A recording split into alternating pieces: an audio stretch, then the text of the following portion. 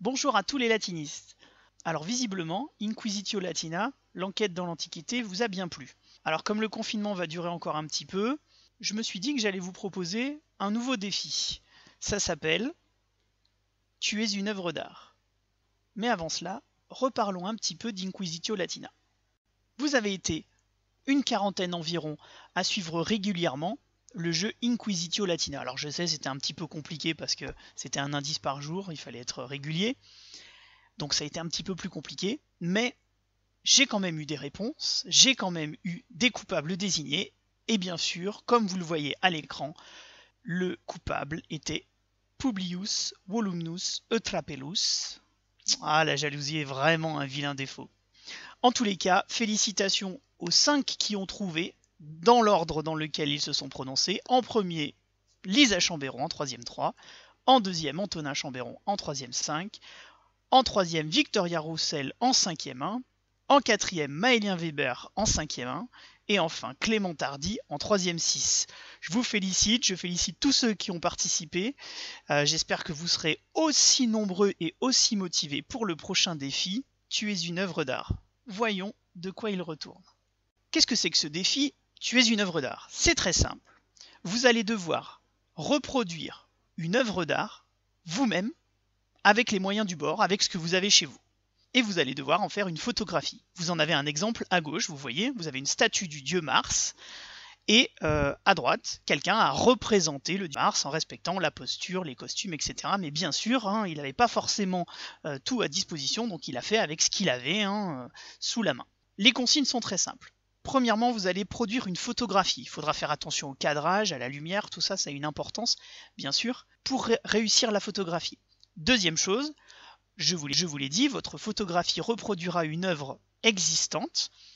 Attention, il faut qu'elle ait un thème ayant un rapport avec l'Antiquité. Il peut y avoir un personnage, plusieurs personnages, c'est à vous de voir. Troisième consigne, vous devez reproduire l'œuvre avec les moyens du bord.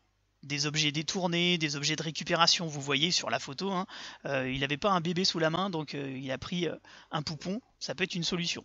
Quatrième règle, vous devez respecter la posture du ou des personnages et leur expression. C'est un travail de théâtre. Il faut bien observer l'œuvre, bien observer les personnages et essayer d'être le plus fidèle dans leur posture physique, mais aussi dans leur expression du visage et du corps.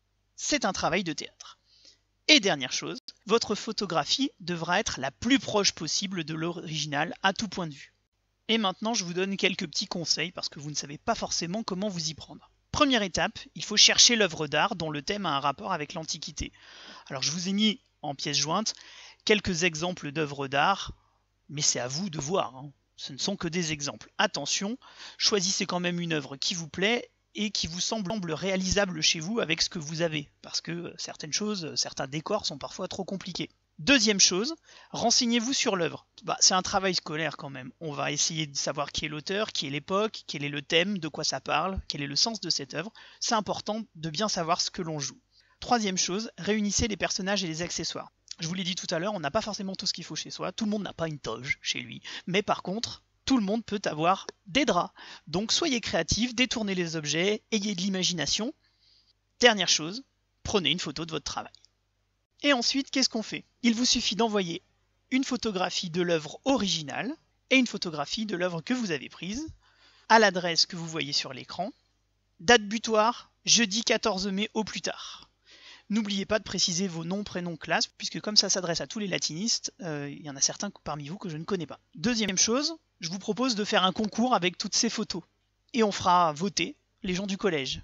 Si vous ne souhaitez pas participer, on n'utilisera évidemment pas votre photo. C'est vous qui décidez si vous voulez participer au concours ou pas. Ça n'est pas obligatoire. Vous pouvez vouloir faire la photo, mais ne pas vouloir participer.